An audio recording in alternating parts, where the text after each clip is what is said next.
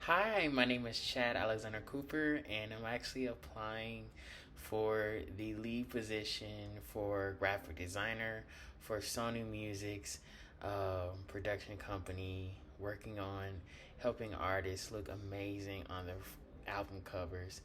Um, for many years, I've been really working on that for my own solo career as a Christian pop entertainer, as well as a music producer for local artists here in Dallas. So it's an honor to serve you and to help um, grow an amazing, lucrative legacy for Sony artists and beyond. So let me answer a few questions that you have for me. So I see here the first question is, what are your weaknesses? Okay, it's honest. To be honest, um, one of my biggest weaknesses is being a perfectionist. I want to make sure that my work is done well, and I always want to be my best. So sometimes being perfectionist can cause problems. um, it's always good to want to do your best and to do a good job, and to make sure that your work is flawless. But at the same time, it's always good to leave room for growth and opportunities to work on yourself and be better. And even if the work is not perfect, as long as it's great, that's what matters the most. So that is something I'm working on, is not worrying about being too much of a perfectionist, and always trying to do my best, and God will do the rest. And I know that my team will support me and always give me opportunities for growth and coaching so I can better my work.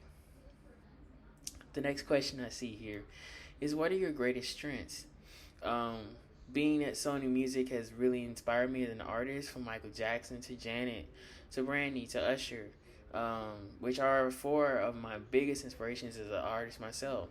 Um, you guys have really helped pave the way for artists like me to do what we do in the industry. So I know that I'm a hard worker. I'm kind, I'm patient, and I'm productive. And those are very important things to run a business and to be professional. My grandfather used to always tell his employees, he would say, if you don't do it right the first time, don't do it at all. So my goal is always to do it right the first time, so that way it's always done um, with perfection, if at all possible. Um, and also too, my strength is being a team builder, is to encourage everybody, to remind each other that we can all work together. Somebody may be good at drawing, somebody may be good at coloring on an iPad, somebody may be good at taking pictures, somebody may be good at adding moving graphics across the video. So that way there are some uh, amazing atmospheric designs for the record, for the project, for the artist, whether they're doing a music video, whether they're doing an ad for Instagram, whether they're doing something like an interface video for Apple. When the artist is showcasing what their new album is going to look like, or even just their artist profile on their website. I'm good at pulling everybody together. You know, my strength may not be your strength, but if we put our strengths together, we can make some magic happen. So that's what I'm good at.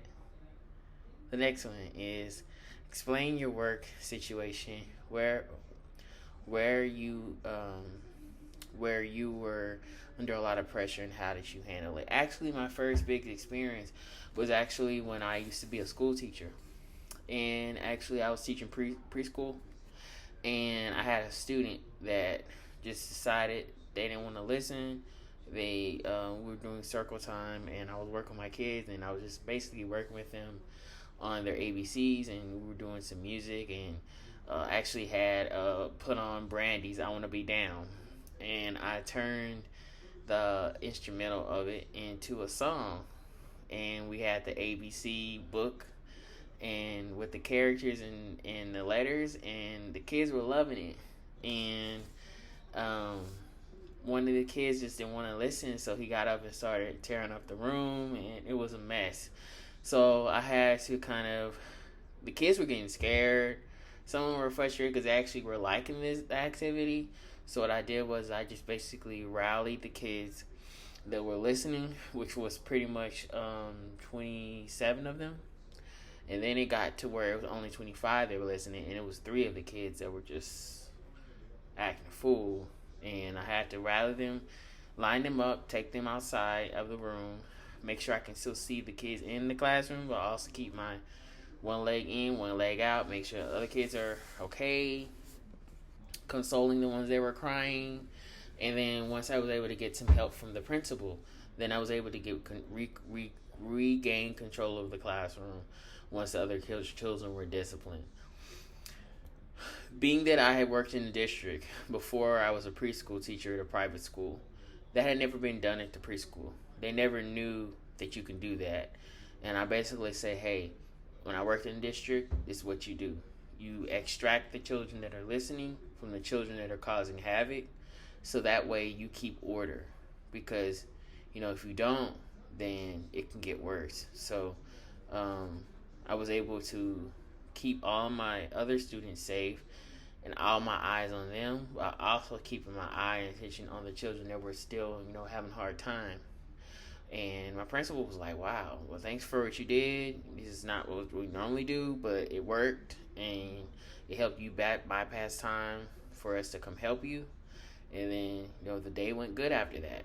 So I learned how to do the best I could, and then also reach out to people who could help me. Know your resources. When you need help, don't be prideful.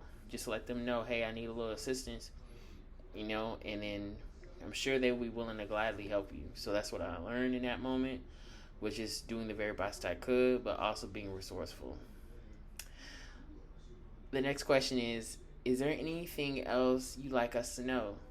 Well, well, since this job is about becoming a designer for CD covers and also helping artists with their visual concepts and their artist vision for their albums and singles and projects. I've been drawing since I was 2 years old. And when I say drawing, not scribbling and making, baby drawings. I was literally drawing from the naked eye. It freaked my grandparents out, my mom, my dad, even my big brother, who was 4 at the time when I was 2. And they were all like, this kid is special. So they really invested in me, and they would buy me art kits and things like that. And then I started singing at the age of 4. So 2 years old, music started flowing through me. And by the age of 10, I was creating all types of artistic things. I was making clothes. I was making Ken dolls. Making my own Batman doll, Batman toys, because my parents couldn't really afford to buy me a lot of stuff, so I had to make my own things. I would make Michael Jackson and Janet Ken dolls, because those were my idols, I guess. So I've always been artistic musically, as a classical tenor, singing many different styles of music, from Russian to Nigerian to Hebrew, to Latin to German, all types of songs that were training my voice and enunciation and artistic conceptual side. It really changed me. So I am a classical tenor. I can sing 6 octaves, which is crazy. People are like, well, how can you sing 6 octaves? There are 6 octaves in a classical choir. There are the mezzos and the baritones, which are basically the tenors and sopranos who can sing both high and low, and I can also do that. Then there's the sopranos and the altos, who are the opposite, and then there are the basses, and then you have the contraltos too. So I can sing all those melodies. I can get up into the whistle register on a man's level. So those are some things about me. I've been dancing since I was about 11, and uh, currently my second album, Becoming Masculine, is coming soon in May 17th. 2024, dedicated to my father who was murdered a year ago, is to encourage men of God to trust him, to believe in him, and not to give up. My current single, Jailbird, has reached over 20 streams, 10,000 views on Instagram, and over 10,000 streams across all streaming platforms. So that's 20K. So that's amazing. Almost 1 million there, right? And I'm not even famous, so God is blessing me. So yeah, so the reason why you should choose me is because I'm a hard worker, I'm determined, and I know there's a lot of people that are hard workers and determined, but I'm not a quitter, and I will see my vision through, and I will find a way to make it happen. I will find ways to be on a lower budget. I will find ways to make sure that my team is paid, that the artists are treated with respect, that they're understanding the business side. You cannot be artistic before you know the business. You have to know copywriting. You have to know marketing. You gotta know your budget. You gotta know how much it's gonna cost to invest into yourself. You know, find a side job. Maybe maybe you should write a book. Maybe you should tap into publishing. If music royalties are low, finding the way how to navigate the industry without causing turmoil to yourself, to your family. You should never spend your rent on your music career. You should never spend your light bill and your grocery bill on your music career. You should have another streaming income to invest in that until you become rich, until you become like Michael Jackson, where music is all you need to live on, to survive or to thrive, or to pay your team. So finding ways to get to where you need to be. Currently, my latest book, The Way to Success, is out on Amazon. It is doing well. I am receiving royalties, and I'm able to have another stream of income, which is helping me invest in my music career. So I would love to also teach my artists how to do the same thing. But also back to the job itself. I'm an artist. I love to draw. I love to create. And I love to design. I love to make my artists feel special.